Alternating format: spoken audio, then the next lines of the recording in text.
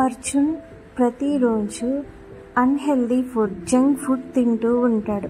Burgers, chips, cool drinks వీటిని తాగుతూ తింటూ రోజు అలాగే చేస్తాడు. తనకి చాలా కడుపు నొప్పి వస్తుంది. తను స్కూల్కి కూడా వెళ్ళలేకపోతాడు. ఫ్రెండ్స్తో కూడా ఆడుకోలేకపోతాడు. అమ్మ దగ్గరికి వెళ్ళి ఏడుస్తాడు.